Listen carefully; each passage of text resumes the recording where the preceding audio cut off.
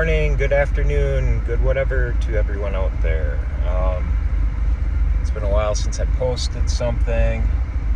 I usually have to do it when I'm driving, and today I will be driving. It'll be a little bit more noisy.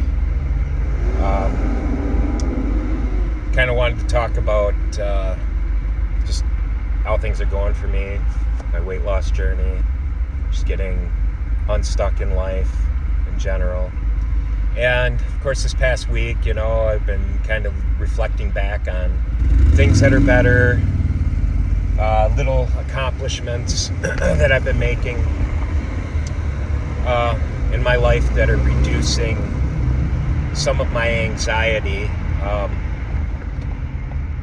And I think that's an important aspect with getting unstuck is finding points of friction in your life, little things that are just adding to your anxiety, that adds to the idea of being out of control, because being out of control, or the feeling of being out of control, is really the source of anxiety, fear of the future, things like that. It's going to be a little bit more noisy, as I said before. Maybe I can filter some of this out, but yeah, this past week had an issue. My vehicle fan motor's not working. It's Oklahoma, it's getting hot, and of course I looked into doing whatever I could to try to repair this myself. I tried replacing a resistor. As much as this pains me, I'm gonna close my windows so here. Fortunately, it's only going to be in the upper 80s, which means it'll be in about 5 minutes the upper 90s in my vehicle. I was looking at what I need to do. Tried to change a resistor, which was a pain in the butt in these cheap vehicles. Getting to where it was, did that. Relatively cheap fix, but that didn't work. Although the resistor looks like it may have been part of the problem, I did replace that, and it turns out that my blower motor is shot. I turn it on, it works for it used to work for a few minutes and then slowly slowed down. Now I turn it on, it works for about 30 seconds, if that, maybe 10 seconds sometimes, and then just stops. So somehow, some way, that the motor's having some resistance to it, overheating, and that's kind of a proper analogy to life. So I was looking at what it would take then to take it apart, because I got to try to do what I can, try to reduce stress in my life, and part of that is not having additional costs if possible. Well, in this vehicle you have to take the dash half apart, and when I got to the point in the 8 videos I watched where you have to actually take the airbag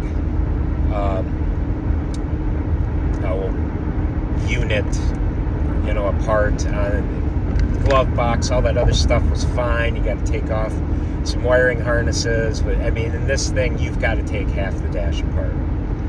So I talked to my mechanic friend, who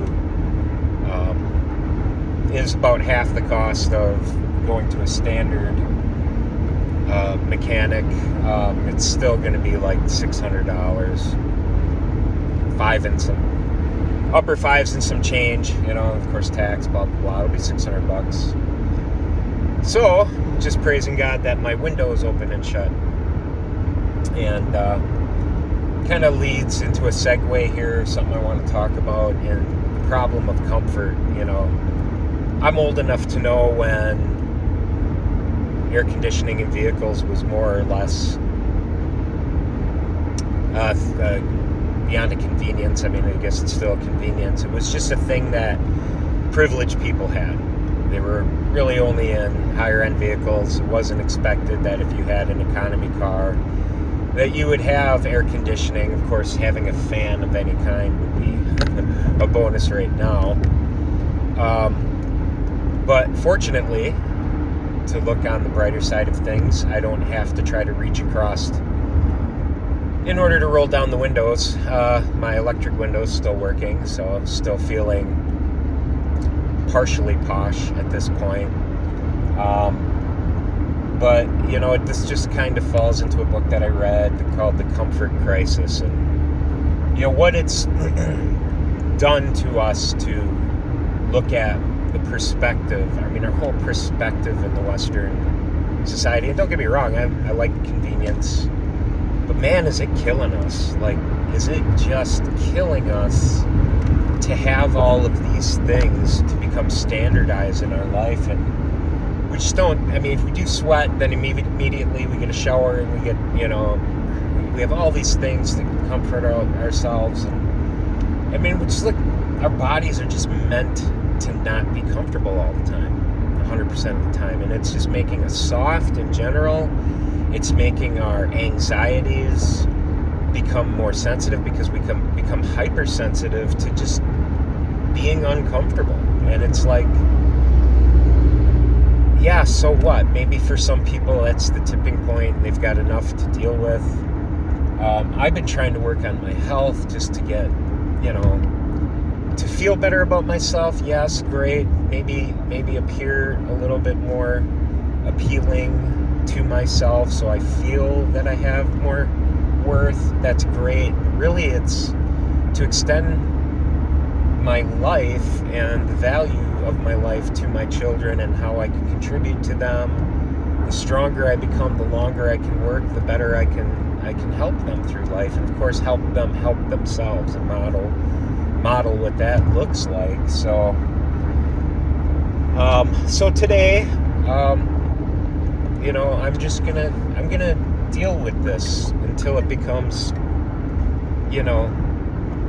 an issue where, there's a safety issue with not having a working fan. If you fog up your windows, stuff like that, so it's not something I can ignore. But I can deal with it for now and be thankful about what I can do, which is roll down my windows and get some fresh air, fresh Oklahoma air, and just make the outside more inside. There's a good thing in this life to being able to, I guess, weather these minor storms, to put uncomfortabilities back into perspective. Stop being woe is me. How could this keep happening to me? Why does this keep happening to me? Believe me, we aren't that special. The universe isn't thinking that much about us. But I do believe in God, and I believe that God modeled for us, He made us strong, made us resilient, made our bodies heal themselves. Doctors don't heal you. You do things to make your body able to heal itself. Part of that healing that I'm encountering now with eating more appropriately, doing things that are uncomfortable, like going for walks. You shouldn't be comfortable all the time. Your body's gonna die. You're gonna comfort yourself to death. And although I am looking forward to the end of this minor tragedy, I'm gonna wait until I have some more financial resources, instead of just saying, oh, well, if I gotta work all day, I've got to be comfortable. In order to do that, I got to be able to take breaks. I got to be able to blah, blah, blah, make all the excuses. I can live without it for now. And that's what I'm going to do. I'm going to wait till things are financially better. Then I'll have it worked on. Believe me, I was just like, you know what? I want to take this thing in, because when I'm hot and I'm sweaty, I want to be able to get in my car and turn on the air and be able to cool down. Well, I'm going to have to find a shade tree and roll down the windows or whatever at this point.